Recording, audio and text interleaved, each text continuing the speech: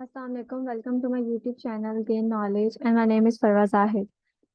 सो इससे previous lecture में हमने जो पढ़ा था हम पहले उसको रिवाइज कर लेते हैं थोड़ा सा, देन हम इस लेक्चर को कंटिन्यू करते हैं। हमने प्रीवियस लेक्चर में पढ़ा था कि नेटवर्क क्या होता है, ठीक है, टेलीफोन नेटवर्क क्या होता है, टेलीफोन नेटवर्क कैसे वर्क करता है, कैसे एक टेलीफोन से दूसरे टेलीफोन में हमारा सिग्नल्स जनरेट होते हैं, जाते हैं, ट्रांसमिट होते हैं।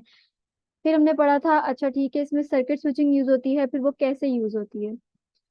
देन हमने इसको देखा, फर्दर डिटेल में देखा, तो हमने देखा कि अच्छा ठीक है, ये टेलीफोन नेटवर्क जो होता है वो रिलायबल होता है। देन रिलायबल ट्रांसमिशन क्या होती है, रिलायबल ट्रांसमिशन को हमने फर्दर डिटेल में जब डिस्कस किया तो हमें पता चला कि रिलायबल ट्रांसमिशन में हम बेसिकली करते ही हैं कि हम फ्रेम्स को डिस्कार्ड कर देते हैं, बजाय इसके कि हम उन फ्रेम्स करप्टेड फ्रेम्स के एरर्स निकालें, हम उन करप्टेड फ्रेम्स को डिस्कार्ड कर देते हैं। करप्टेड फ्रेम्स को डिस्कार्ड करने के बाद हमने ये पढ़ा कि अच्छा ठीक है, अगर आपका ये काम भी हो जाता है लेकिन अगर ये वाला सोल्यूशन आपका बेस्ट नहीं है तो अब आप क्या करोगे। तो हमने देखा कि हम जो रिलायबल ट्रांसमिशन में हमारा डेटा ट्रांसफर होता है उसमें दो चीजें होती हैं, एक होता है आपका टाइम आउट और एक होता है एक्नॉलेजमेंट। टाइम आउट वो होता है जिस टाइम में अंदर अंदर आपने फ्रेम को सेंड करना होता है। एक्नॉलेजमेंट वो होती है जो आपका फ्रेम आपको जब रिसीव हो जाता है। तो एक्नॉलेजमेंट जो होती है वो एक कंट्रोल फ्रेम होता है बेसिकली, जो बताता है कि आपका फ्रेम मुझे मिल गया। ठीक, उसके बाद हमने देखा कि अच्छा इसके फर्दर कुछ हमारे पास एल्गोरिदम्स हैं जिसको ऑटोमेटिक रिपीट रिक्वेस्ट एल्गोरिदम्स कहते हैं, जिसकी फर्दर तीन टाइप्स हैं। और वो क्या है, वो है स्टॉप एंड वेट और स्लाइडिंग विंडो। ठीक है, स्टॉप एंड वेट हमने लास्ट लेक्चर में पढ़ा, हमने देखा कि स्टॉप एंड वेट होता क्या है, कैसे क्या बाउंड्रीज थी उसकी, किस तरीके से वो ट्रांसफर होता है, मैसेज कैसे जाता है और कैसे रिसीव होता है। अब उससे नेक्स्ट जो था हमारे पास, जो अब हम पढ़ेंगे, वो है sliding window. Sliding window receiver and sender, sliding window issues, go back and algorithm और सिलेक्टिव रिपीट एल्गोरिदम। सिलेक्टिव, अब हम स्लाइडिंग विंडो देख लेते हैं कि स्लाइडिंग विंडो है क्या।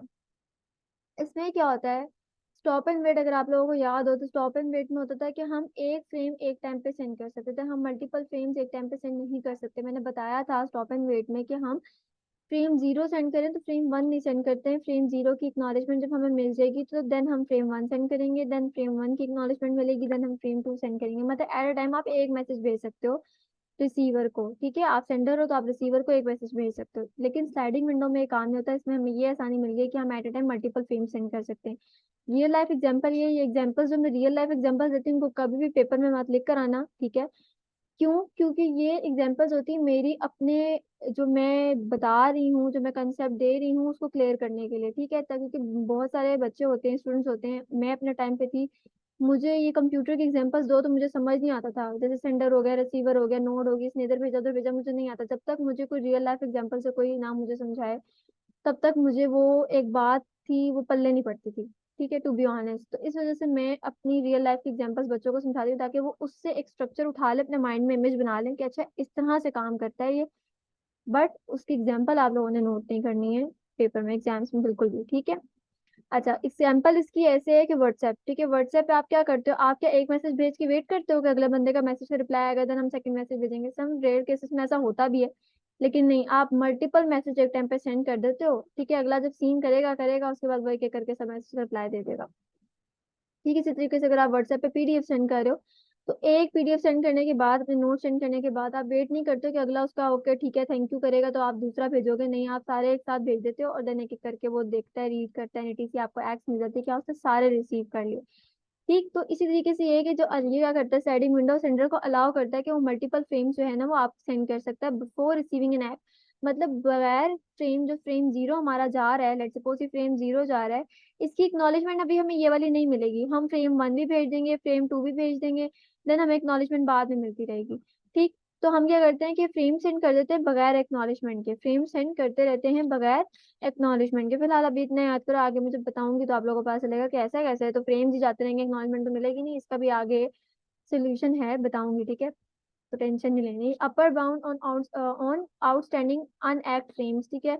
और क्या होता है इसमें ऑल्सो, इसमें ना आप लोगों ने कुछ कुछ चीजें ऐसे याद रखनी, मैंने बताया था ओएसआई, जब हमारा ओएसआई मॉडल हमने आर्किटेक्चर पढ़ा था जिसमें हमारे पास 7 लेयर्स थी, मैंने कुछ चीजें बताई थी, मैंने कहा था कि इन लेयर से रिलेटेड मैं बहुत चीजें आगे आहिस्ता आहिस्ता बताऊंगी। तो मेरे ख्याल से वो एक लेयर का चार्ट या एक पेज बना के रख लो और उस एक लेयर के अकॉर्डिंगली आगे बहुत सारी बातें आएंगी। मोस्टली मैंने तीन चीजें बताई थी, एक नेटवर्क ट्रांसपोर्ट लेयर, एक और डेटा लिंक लेयर, तीन लेयर के बारे में बताया था कि इन तीन के बारे में हम बार बार बात करेंगे। तो यहाँ पे ये काम किस चीज पे कर रहा है, ट्रांसपोर्ट लेयर पे। टीसीपी यूडीपी जो हमने पढ़ा था इंटरनेट आर्किटेक्चर के अंदर के, एक जो आईपी होता है, आईपी से ऊपर जो जो हमारा जब मैसेज आता है तो वो किस पे जाता है, टीसीपी यूडीपी को यूज करते हैं। तो टीसीपी यूडीपी जो है वो ट्रांसपोर्ट लेयर पे काम करती है। तो बेसिकली ये काम भी आपका कहाँ हो रहा है, कहाँ हो रहा है, ट्रांसपोर्ट लेयर पे हो रहा है। ठीक है, ये भी आप कौन सी लेयर यूज कर रहे हो, ट्रांसपोर्ट लेयर यूज कर रहा है। फर्दर हम देख लेते हैं स्लाइडिंग विंडो के कुछ हमारे पास पॉइंट्स हैं इंपॉर्टेंट, ठीक है, जो कि मैंने समझाने के लिए डाले हैं। Window size and packet size are equal. ठीक, जो आपकी विंडो का साइज होगा, जो आप पैकेट्स भेज रहे हो उसका साइज आपका क्या होगा, इक्वल होगा। Send multiple frames at a time, मैं बता चुकी हूँ, number of frames to be send at a time. आप नंबर ऑफ फ्रेम्स सेंड कर सकते हो, सेंड मल्टीपल फ्रेम्स, ये दोनों की जो 2 सेकंड और थर्ड पॉइंट है दोनों सेम ही है, बस वर्डिंग चेंज है। ईच फ्रेम इज नंबर्ड, आपके हर फ्रेम का एक नंबर होगा। ये बात मैंने स्टॉप एंड वेट में बताई थी कि stop and wait frame 0, frame 1, frame 2, frame 3, आप जो नंबर देना चाहो फ्रेम का नंबर दे सकते हो, हर फ्रेम का एक नंबर होगा, तभी आपको पता चलेगा कि कौन सा फ्रेम चला गया। आपने नंबरिंग ही नहीं किया, आपने फ्रेम सेंड कर दिया, आपको कैसे पता चलेगा। जैसे फॉर एग्जांपल अगर आपने फाइल्स रखी हैं और आपने सब फाइल्स का 1111 सारों के नेम सेम ही रख दिए, तो अगर आपने वो फाइल सेंड करनी थी, एक दो तीन स्पेसिफिक सेंड करनी थी, तो आपने एक भेजी, आपको कैसे पता चलेगी कि यही वाली आप पहले भेज चुके हो। तो इस वजह से आप मल्टीपल नंबर्स उनको एलोकेट कर देते हो, देन आप एक एक करके फ्रेम्स सेंड करते हो। Sending and receiving window are not dependent on each other. मैंने ऊपर बताया था कि एक सेंडिंग वीडियो विंडो है और एक रिसीविंग विंडो होती है। सेंडिंग विंडो जो होती है, जो कि सेंड कर रही होती है फ्रेम्स को, वो, और जो रिसीविंग विंडो होती है जो कि एक्नॉलेजमेंट भेज रही होती है वो, ये दोनों आपस में एक दूसरे पे डिपेंडेंट नहीं होती, ये इंडिपेंडेंट होती है। ठीक है, अब हम फर्दर देख लेते हैं कि स्लाइडिंग विंडो सेंडिंग और रिसीविंग वाला प्रोसेस क्या होता है। ठीक है, ये बहुत अच्छे से समझना है, बहुत आसान है, बहुत इजी, बहुत ही मजे का है, बहुत आराम से समझ आ जाएगा। ठीक, क्या हो गया, अब यहाँ पर देखो, ये एक सेंडिंग विंडो है और ये क्या है, एक हमारे पास जो लाइन खींची हुई है क्या है, रिसीविंग विंडो। आप लोगों ने ऐसे ही एग्जाम में बनाना है। ठीक, अब आपने क्या किया, मेरे पास अब यहाँ पर आप लोगों को दिया हुआ होगा विंडो साइज, स्लाइडिंग विंडो में आपको विंडो साइज गिवन होगा कि आपने कितने विंडो साइज तक आप फ्रेम सेंड कर सकते हो। मेरे पास यहाँ पे विंडो साइज था लेट सपोज 3। ठीक, तो मतलब मैं एक टाइम पे 3 फ्रेम सेंड कर सकती हूँ। तो मैंने क्या किया, ये मैंने एक डब्बा बना लिया लेट सपोज। ठीक, स्लाइडिंग विंडो के अंदर ये 3 मेरे पास फ्रेम्स आ रहे हैं। ठीक, तो मैंने क्या किया, 0 भेजा, 1 भेजा, 2 भेजा, 0 भी भेज दिया, 1 भी, 2 भी। अब इससे ज्यादा फ्रेम में कब तक नहीं भेज सकती, जब तक पहले वाले की एक्नॉलेजमेंट मुझे नहीं आएगी। मतलब 0 1 2 भेज दिया, अब मैं 3 पे कब जाऊंगी, जब मेरा 0 वाला जो फ्रेम है उसकी एक्नॉलेजमेंट मुझे यहाँ से आती हुई वापस नजर आएगी। जब 0 की एक्नॉलेजमेंट मुझे मिलेगी, मैं कहूंगी हाँ ठीक है, रिसीवर ने मुझे 0 की एक्नॉलेजमेंट भेजी, मतलब कि 0 1 2 तीनों उसको मिल गए, अब मैंने 3 सेंड करना है। फिर जब वो 1 की एक्नॉलेजमेंट भेजेगा मुझे, ठीक है, जब वो 1 की एक्नॉलेजमेंट भेजेगा तो मैं 4 सेंड करूंगी, 2 की एक्नॉलेजमेंट भेजेगा तो मैं 5 सेंड करूंगी। ठीक है, कैसे, देखो, ये देखो कैसे आगे पीछे स्लाइड में मूव कर रहा है। जब हम 0 1 2 पे थे, अब हमने आगे मूव करना है, तीनों तो चले गए, अब हमने 3 पे मूव करना है। तो हम 3 पे मूव किया तो ये डब्बा जो आपका जो स्क्वायर था, ये मूव करता करता 1 2 3 पे आ गया। मतलब कि जो इससे प्रीवियस जो स्टेट है, जो प्रीवियस फ्रेम है, वो आपकी उसकी क्या होगी, एक्नॉलेजमेंट आपको मिल चुकी है।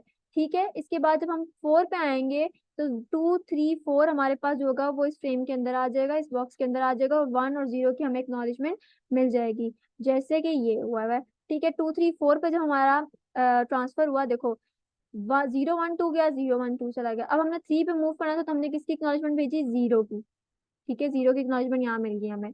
ठीक है, अब हमने क्या किया 2 3, अब हमने 3 की यहाँ से हमने लाइन यहाँ से ड्रॉ करेंगे, मतलब 3 हमारे पास सेंडर ने सेंड कर दिया। उसके बाद हमने क्या करना है, 4 पे मूव करना है। जब हम 4 पे मूव करेंगे तो 1 की एक्नॉलेजमेंट भेजेंगे, और जहाँ पे 1 की एक्नॉलेजमेंट चाहिए वहाँ 4 लिखेंगे, और 4 को वहां से सेंड कर देंगे। ठीक है, ऐसे 0 1 2 लिखा, दोबारा मैं रिपीट कर रही हूँ, 0 1 2 लिखा, जब हम 3 पे मूव करना हो गया, हमारा विंडो साइज 3 था, दैट्स वाई हम जब 0 2 पे पहुंचे, हमने 3 को अब सेंड करना है, तो हम पहले 0 की एक्नॉलेजमेंट भेजेंगे, जहाँ पे उसकी एक्नॉलेजमेंट जाके रिसीव होगी हमें सेंडर को, तो हम वहां से 3 फ्रेम सेंड कर देंगे। इसी तरीके से 1, जो अगर हमने 4 भेजना है तो 1 की एक्नॉलेजमेंट हम भेजेंगे, देन हम 4 को सेंड करेंगे, एंड फर्दर सो ऑन। ये करते करते आप लोगों ने इसको फुल सॉल्व करना है, तो हम 8 तक पहुंचेंगे और हमारे सारे फ्रेम्स जो हैं वो सेंड हो जाएंगे। अब कुछ इश्यूज आ जाते हैं, जाहिर सी बात है, जो भी हम एल्गोरिदम जो भी चीजें पढ़ते हैं, प्रीवियस वर्क है, ये पुरानी चीजें हैं, तो इससे एडवांस चीजें आ रही हैं, डिस्कवर हो रही हैं, तो जाहिर सी बात है इनके कुछ ड्रॉबैक्स होंगे, दैट्स वाई नई चीजें हम डिस्कवर करते हैं। ठीक है, अब इसके इश्यूज क्या होते हैं कि मैंने time out occur data is transmit decreases. ठीक है, क्या अगर आपका टाइम आउट अकर हो जाता है, तो जो आपका डाटा जा रहा होता है वो डिक्रीज उसके ट्रांसिशन जो होती है वो डिक्रीज हो जाती है। कैसे कि आपका फॉर एग्जांपल डाटा गया, आपका टाइम आउट अकर होगा, आपका डाटा लॉस हो गया, ठीक है। ऐसे होता है। Pipe is no longer full when packet losses occur, problem aggravates with delay in packet loss detection, ठीक है। अब इसमें ये देखो ये बात की, फॉर एग्जांपल अगर आपका डाटा जा रहा है, लेट्स सपोज मैं ऊपर वाली स्लाइड में जाती हूँ वापस, ठीक है। आपका डाटा जा रहा है कि पैकेट्स ऐसे जा रहे हैं, अब आपका फॉर एग्जांपल एक पैकेट लॉस हो गया, आपका टाइम आउट अकर हुआ, यहाँ पे 1 वाला लॉस हो गया, तो आपका ये जो पाइप है, पाइप साइज उन्होंने कितना बता दिया आपका 3, मतलब कि एट अ टाइम 3 फ्रेम्स आपके इस पाइप में होने चाहिए।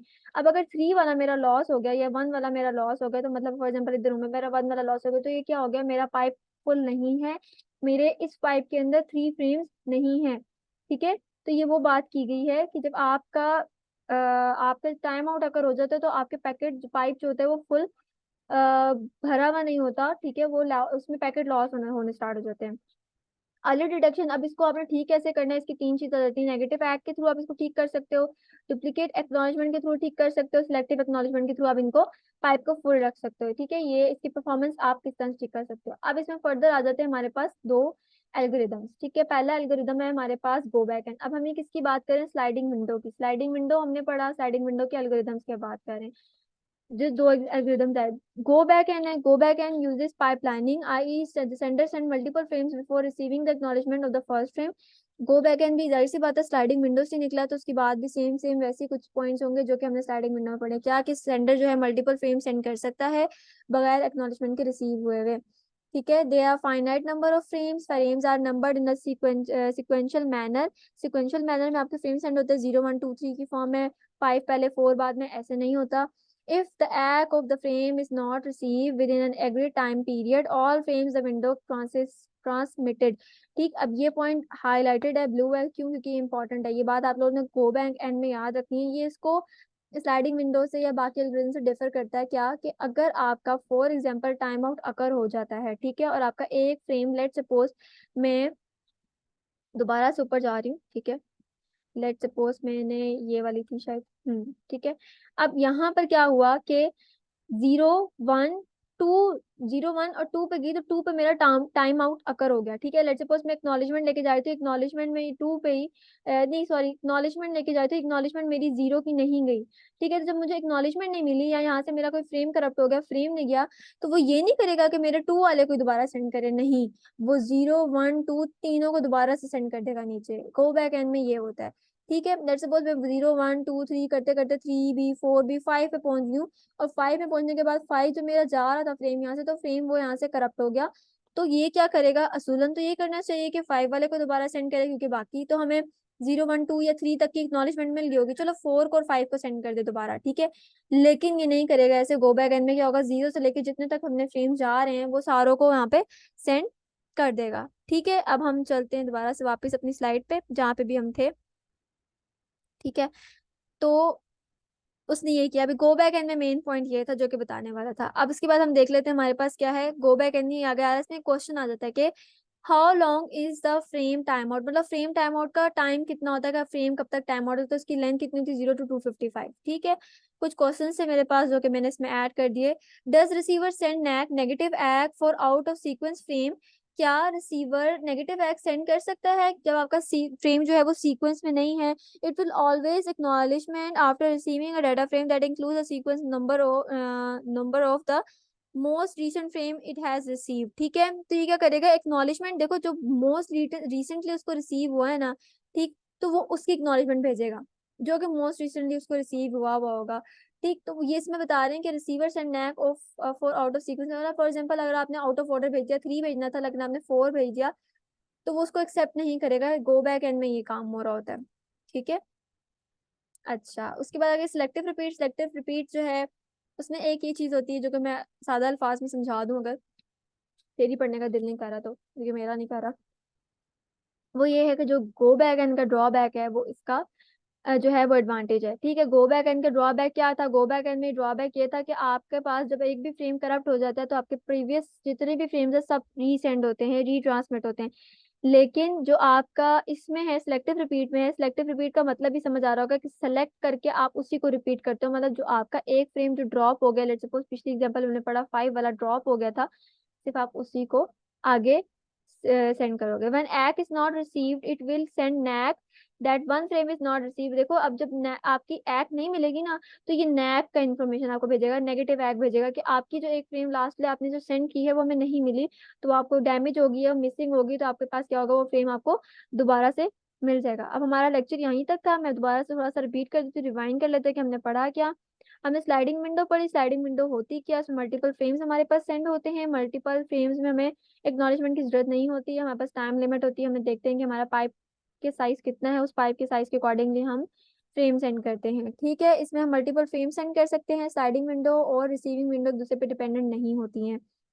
सही है, हमारे पास पाइप होता है जो कि स्क्वायर फॉर्म में नजर आ रहा है, उसके अंदर उसका साइज होता है प्रॉपर, मतलब कि आप इतने फ्रेम्स इतने पाइप में आप भेज सकते हो। उसके बाद आपने एक्नॉलेजमेंट भेजनी होती है, जब आप एक्नॉलेजमेंट भेजते हो फर्स्ट वाले फ्रेम की, देन आप उसके पाइप से बाहर के जो फ्रेम होता है उसको सेंड कर सकते हो। ठीक है, फिर हमने कुछ इश्यूज पढ़े कि हमारे पास इश्यूज क्या आ जाते हैं कि अगर फॉर एग्जांपल हमारा पाइप के अंदर का फ्रेम ही करप्ट हो जाता है, तो हमारा पैकेट जो होता है वो लॉस हो जाता है, हमारा पाइप जो होता है वो फुल नहीं होता। तो उसको ठीक करने के लिए हमारे पास मल्टीपल हमारे पास क्या कह रहे हैं अप्रोचेस होती हैं, जिसके थ्रू हम अपनी परफॉर्मेंस को इम्प्रूव कर सकते हैं। गो बैक एंड एल्गोरिदम होता है हमारे पास, और सेलेक्टिव रिपीट एल्गोरिदम होता है, जो कि मैंने बहुत डिटेल में बताया। हमारा लेक्चर आज का यहीं तक था। अगर आपको हमारी मेरी वीडियो अच्छी लगी हो तो काइंडली लाइक कीजिएगा and please subscribe my channel. Thank you so much.